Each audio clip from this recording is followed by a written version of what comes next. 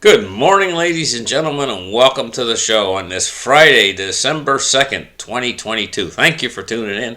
Glad to have you guys here. This whole thing reminds me of a Bachman, I think it was Bachman Overdrive, BTO, Bachman Turner Overdrive back in the 80s. Music I used to listen to, stuff like that. But it seems to me there was a song went, "You ain't seen nothing yet, boom, boom," and then it went, "You ain't seen nothing yet, boom, boom." I don't know. Maybe you guys could look up the song anyway. But that's what this reminds me of, what's happening now. You guys ain't seen nothing yet. It's coming in. And I'll give you an example. Food prices. There's no end to how high food could go. My grandfather, he used to work as a television repairman. You guys don't need television repairmen anymore. It's a long gone trade because televisions used to cost a lot of money in comparison to other things like food and rent. They were worth fixing. And so my grandfather used to go and fix the televisions.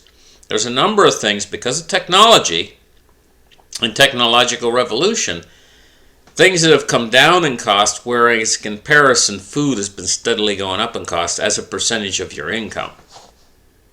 What does it lead to in the end? When it gets too high, it leads to people starving because they can't afford to eat. So, to give you guys an example of this, I'll tell you a little story. Back years ago, maybe 40 years ago, me and my father were going to build a cabin in Tennessee. And so we headed up to Tennessee with an old truck and stuff, but we had bought a chainsaw. And the point of my thing is I want to talk about this chainsaw that we bought. It was a little pull-in chainsaw, and we paid like $300 and something for it. I can't remember exactly how much, but I know it was quite an absorbent amount of money compared to the amount of food you could buy back in those days for $300. Back in those days, as I've said before in my shows, you could have a full meal, a beautiful meal, in the United States, almost anywhere in the United States, for $2. Oftentimes you could go to Burger King back then. You could buy a Whopper, a fries, and a great big thick shake, and maybe a bit more for like $1.49 back in those days. But here it was, a chainsaw costed like $300. So how many meals could you buy? You could buy well in excess of 100 meals, probably closer to 150 meals for yourself for the price of a chainsaw. So, a few days ago, my girlfriend bought a chainsaw. And then we went out to dinner. The dinner cost, for just two of us, cost as much as the chainsaw. Pretty close as much as the chainsaw. So, 1-to-1 ratio, a meal for the price of a chainsaw. This is in a certain effect where, and the price of things are going to start to go up too, soon. Things like your television. So that you just won't be able to throw your television in the dump anymore and go out and buy a new one because you won't be able to afford a new one because prices of things are going to go up too. Everything that your life, associated costs with your life, we are becoming pigeonholed. We are becoming squeezed. I call it squeezed. It's like we are in a vice and the handle's being slowly turned and we have less and less discretionary income to spend on things and keeping up with our life as well. We're becoming poor. We are the middle class. We're the bulk of the population. We're becoming poor. And they've told us. They said, hey, listen, you will own nothing. Be happy. I don't get the part about being happy. But I do fully understand the ramifications of you will own nothing when they tell us you will own nothing. Let's get in there and take a look. Let's open up the charts right here. Take a look. Marauding bands of looters are stealing billions of dollars worth of merchandise as America descends into lawlessness. Yeah, here's the thing. You only squeeze somebody so tight and they can't feed their family. Of course, they're going to get out there and they're going to do something. What are they going to do? It says, 3 years ago, I bet that 99% of my readers have never heard of ORC. Of course, by now, almost everyone knows that ORC stands for Organized Retail Crime. Prompted retailers to permanently shut down stores all over the nation. Right now, retail theft is happening from coast to coast on a scale that we have never seen in our entire history. Well, you know what? I've seen them. I've seen them running by. I have actually seen them in a mall running by, like a whole crowd of youth that can run really fast with stuff in their arms. I've seen that before with my own eyes. I have seen that before. And nowadays, you don't even know if you're going to go out and you're going to hear a pop, pop, pop sound if you go to the mall. Not for sure. I mean, what kind of a world are we descending into? It says, a thin veneer of civilization. This is what we depend upon on a daily basis, is rapidly disappearing. If we stay on this path, our society will soon be completely unrecognizable. I totally agree. But it's been slow up till now. But what we're on is we're on exponentials. The whole world right now is running on exponentials, on an exponential function. The evil ones who started all this in motion back around the year 1914, these ones want us to basically expire. These ones are manipulating the system. These ones set in motion a Ponzi scheme. They're called the Federal Reserve, and they are a privately owned institution that wants it all. How are they going to get it all? How are these evil ones going to take everything from us? Well, they're just going to take control first off, and they're going to be the entity that says our money is the only money that's valid. Our money is the only money that you're going to use, and we'll enforce that with law. That's the first method they use. And the second method is we are the only ones that can create thus said money. That's not really money, it's debt. And this is the evil plan of how the central banks are going to make all of us and descend us into poverty, and basically in the end eliminate all of us ultimately, and they will have everything. Everything will belong to them. And how will they get everything? They'll just print the money to buy everything. So what happens in the end of that game? If you're buying everything in the world, everything becomes valued more, because the money you're printing to buy it with is going to be valued less. Then they're going to tell us, hey, we want you to save in that money. But are they saving in that money? No. They're printing it off and they're buying everything with that money. But they're telling you to save in that money. What kind of idiots are we if we're going to save in the money that they're using to buy everything with? Shouldn't we be buying everything if we're smart? And by everything, what's the best things of everything? What's the best part of everything? Everything out there right now. Well, perhaps buying into things that create food might be a good idea. A farm, buying farmland might be a good idea. And what Bill Gates and all these guys doing out there?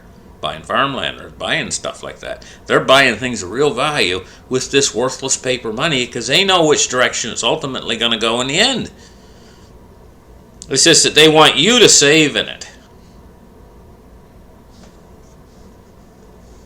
What kind of a fool system is this? And they've been fooling you since 1914 when they started this whole game. Nixon helped them along a lot when he took the dollar off of the gold standard. That was just part of the whole thing. Part of the whole thing to get us to where we are now, where they're going to slowly squeeze you out of existence, and so that you don't have nothing and they have everything.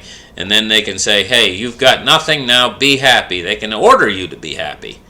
Smile. Smile while you go into the rock crusher. I mean, it's just, and the system just basically smooshes you. Have a smile on your face. This is what they want. They want you to be happy. Be happy about it while you got to eat bugs and your children have to eat bugs. While they sit there in their lavish lifestyle eating, they're not eating bugs. I guarantee you. You know what they're eating right now? They're eating poached lobsters. You got the bugs, they got the poached lobsters. Okay? This is what's going on. And you guys got to take it. Take it.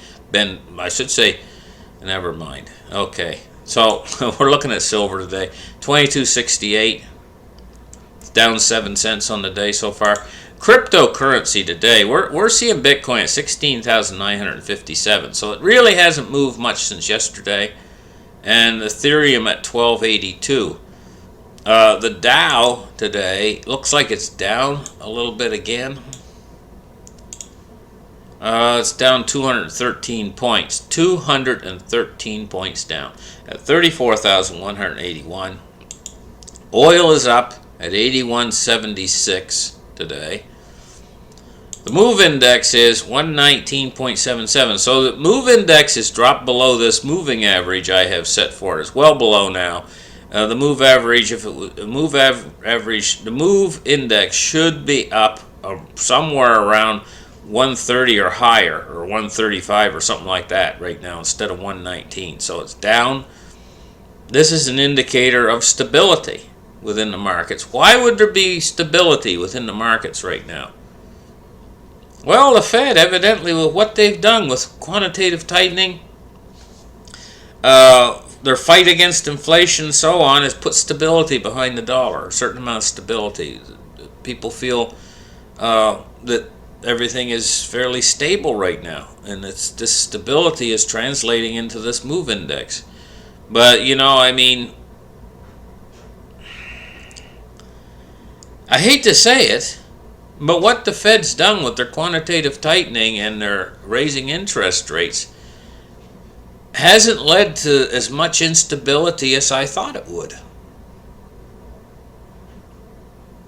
or volatility.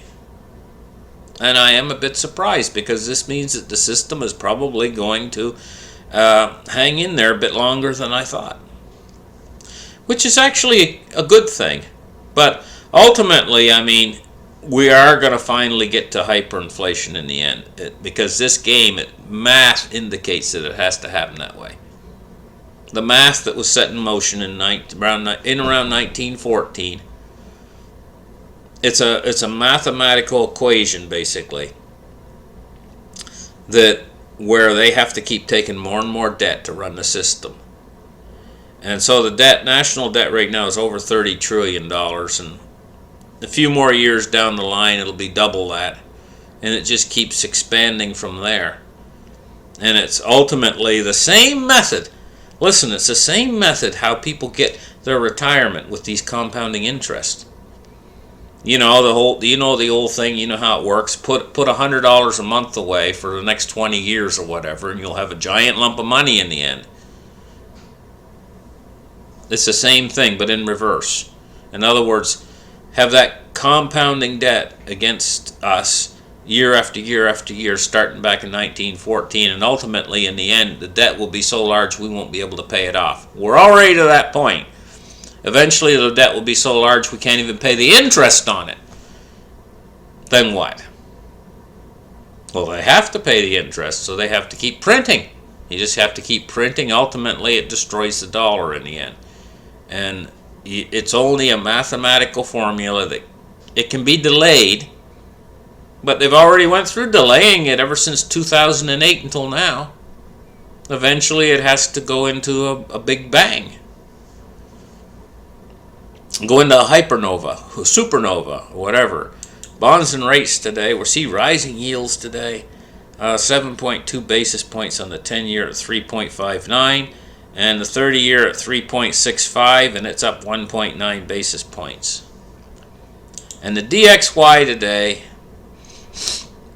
is at 105.26, and it has took a bump upwards, because it was running in around 104.44. Now it's 105.26. Thank you guys for listening to my show. Like and subscribe, and we'll catch you guys in the next episode. Bye-bye.